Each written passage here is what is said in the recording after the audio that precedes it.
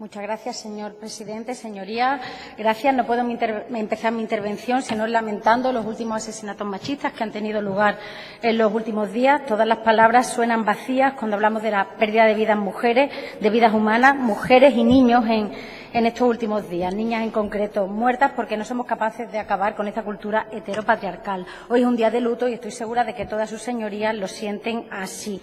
Dicho esto, no está de más utilizar esta tribuna para reclamar más medios para acabar con esta lacra que nos asesina cada día. Porque es mucho lo que queda por hacer, tienen que ser todas las administraciones las implicadas, también esta Cámara. Con respecto a la Ley de Igualdad, al proyecto de ley que hoy se aprueba, tengo que empezar felicitando por el trabajo realizado a todas las ponentes. Creo que se ha trabajado mucho, creo que se ha trabajado de forma muy seria y creo que ha habido un esfuerzo en general por trabajar y mejorar los mimbres del proyecto de ley que a nuestro juicio adolecían de muchos problemas. Si no me falla la memoria, es la quinta ley que aprobamos en el seno de la Comisión de Igualdad y Políticas Sociales. 4 procedían de proyectos de ley y mi grupo parlamentario ha votado a favor de la Ley de Servicios Sociales, de la Ley de Discapacidad, que provenían de proyectos de ley del Gobierno, la Ley también contra la LGTBI-fobia, que en este caso partía de 2 proposiciones de ley del Partido Socialista y de mi grupo parlamentario.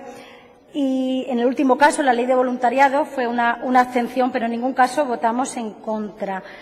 Todo esto, además, sucede, la votación de esta Ley de Igualdad, en un día en el que es el tercer proyecto de ley que se debate y 2 de los cuales han salido ya aprobados. Plantean un problema, a mi juicio, los proyectos de ley que provienen de la Consejería de Igualdad, en general del Gobierno, pero en concreto, y en lo que a mí compete, la Consejería de Igualdad, y es algo, además, que en todos los informes se viene repitiendo, y es el excesivo carácter ambiguo, programático, de anuncio que contienen muchas de estas normas. Ya nos pasó en la Ley de Servicios Sociales y, sobre todo, nos pasó en la Ley de Discapacidad. Trabajamos mucho y, sobre todo, nos pensamos mucho cuál era el sentido de nuestro voto, porque eran normas que adolecían de concreción, eran normas que no concedían derechos. Nosotros venimos aquí a trabajar para aprobar leyes que tienen que conceder derechos concretos a la ciudadanía.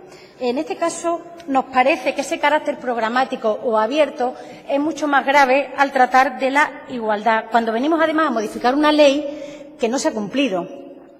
¿Cuántos planes, cuántos programas se contenían, se preveían en la anterior ley de 2007? Lo ha recordado la portavoz del Grupo Parlamentario de Izquierda Unida y, sin embargo, no llegaron a realizarse nunca. ¿Para qué hacemos leyes si luego la Administración que ostenta el grupo mayoritario no cumple con su tarea y sale de aquí con su ley una vez publicada en el BOJA y se dedica a cumplirla? Al final nos parece que estamos haciendo propaganda y que lo estamos haciendo con una materia tan sensible y tan seria como la igualdad entre hombres y mujeres. Este proyecto de ley viene, además, de un Gobierno que pertenece a un partido que se puso de perfil al principio en la huelga feminista del 8 de marzo. Y conviene recordarlo, que no apoyó la huelga como tal, sino únicamente ese paro simbólico de 2 horas que a nosotros nos parecía que no tenía ningún sentido y que luego, además, se vio obligado y llevado por la realidad del movimiento feminista, que realmente ha sido una sorpresa y que vino a poner la realidad por delante y a obligar al Gobierno a cambiar su postura. A nuestro juicio, y a pesar de que decía que reconocemos el trabajo que se ha podido hacer, esta ley tiene muchos problemas. Vamos a empezar diciendo lo más importante. El incremento de las pensiones no contributivas, me van a perdonar sus señorías, pero es de risa. Se gasta mucho más en publicidad institucional que en pensiones no contributivas, y se lo voy a demostrar. Aquí traigo el BOJA con la cifra de lo que gasta una única empresa pública, la empresa pública para la gestión del turismo y del deporte de Andalucía, en publicidad institucional. En 3 cuatrimestres, 14 millones de euros. 14 millones de euros en publicidad institucional en 3 cuatrimestres. ¿Cuánto gastamos en pensiones no contributivas al año? 12 millones de euros. ¿Que vamos a subir como mínimo el IPC? Estaría bueno. Recuerdo que aquí en junio se trajo una moción relativa a las pensiones no contributivas y se solicitó que se cobrara como mínimo el IPREM en 14 pagas y que se dijo que no. Y se dijo que no por parte de sus señorías del Partido Socialista, que les pareció una cifra muy alta. Si lo gastamos en publicidad institucional, en cambio, parece que no es tanto el dinero que se emplea. Otro asunto muy relevante y que nos preocupa y tiene que ver con con una enmienda presentada, en este caso no por mi grupo, sino por Izquierda Unida, y es la imposibilidad práctica real de realizar la interrupción voluntaria del embarazo en centros públicos. Las mujeres que tienen que acudir a hacerse esta intervención nos dicen que parece que tienen que ir en clandestinidad, que no existen centros públicos en los que de manera normalizada se pueda realizar algo que debería ser un derecho. Y para que sea un derecho lo tienen que poder realizar todas las mujeres en igualdad de condiciones, con independencia de dónde vivan, si en una capital, si en un pueblo más alejado o más pequeño. Nos parece que ese punto es fundamental. Agradecemos a Izquierda Unida que haya presentado esa enmienda y nos parece que no introducirla es un error que ya demuestra que el Partido Socialista anuncia unas cosas, pero que cuando tiene que bajar un poquito más al detalle, en ese caso flaquea, porque el gusto por externalizar o por los centros concertados aquí se nota y se nota mucho. Un tema que nos preocupa especialmente y que ya advertimos el día que se aprobó en la comisión el texto que hoy traemos a debate. A nosotros nos parece un avance que haya sanciones, en esta ley y en cualquiera. El derecho sancionador, cuando se hace de manera sensata y cuando es serio, nos parece que es un avance porque podría llevar a pensar que nos tomamos la igualdad en serio. ¿Qué sucede? Que hay un punto que nos preocupa y nos preocupa mucho porque es todo lo contrario. Nos parece que supone un retroceso en los derechos, un límite a derechos fundamentales. ¿De verdad que vamos a sancionar como sanción grave la organización de actos culturales como una charla o artísticos como una obra de teatro o un monólogo que justifique la prostitución? ¿De verdad que vamos a hacer eso? ¿Podemos sancionar con una sanción de 60.000 a 120.000 euros la organización, repito, de actos culturales, artísticos o lúdicos? Puedo entender cuál es el sentido que latía detrás de la sanción. Quiero pensar que estaba pensando en algunos actos lúdicos puntuales que hemos visto a veces, anuncios que pueden resultar, por supuesto, contrarios a la idea de igualdad y que deberían estar sancionados, pero se ha hecho de manera que no tiene recibo.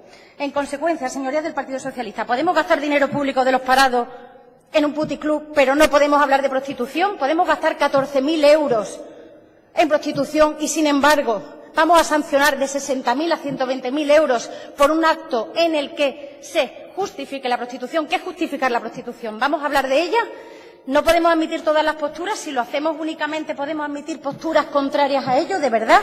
Nos parece que, en este caso, mi grupo parlamentario no va a ser cómplice de la aprobación de una ley mordaza andaluza. Y si el voto particular que ha presentado el Partido Socialista sale adelante, no podremos apoyar en ningún caso esta medida. Nos parece que, repito, entendiendo cuál era la intención, no se ha afinado o no se ha querido afinar, y me parece que el partido está cómodo, el Partido Socialista, teniendo un cajón desastre que le permite sancionar algunas actuaciones que van mucho más allá de lo que tienen que ver con la igualdad y lo que se protege en esta ley.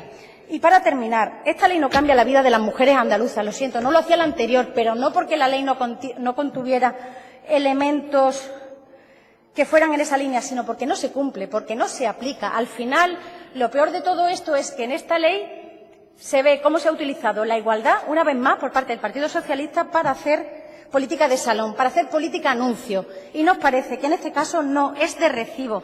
Vamos a cambiar con esta ley la aprobación de la vida de las mujeres que prestan la ayuda a domicilio a 3 euros la hora y que dependen de un servicio público que debería prestar la Junta de Andalucía, que no estoy hablando de la empresa privada, que de eso también podríamos hablar.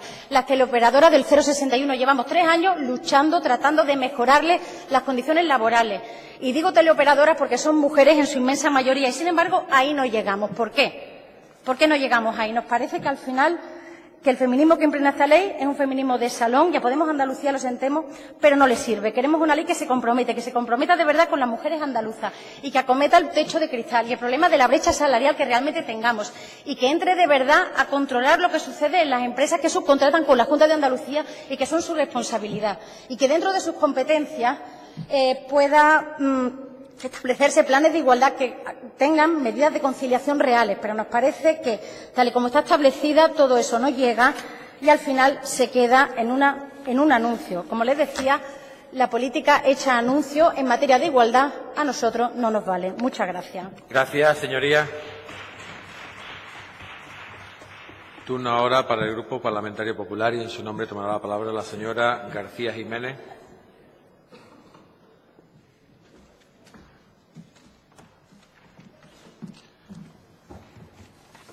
Su señoría tiene la palabra.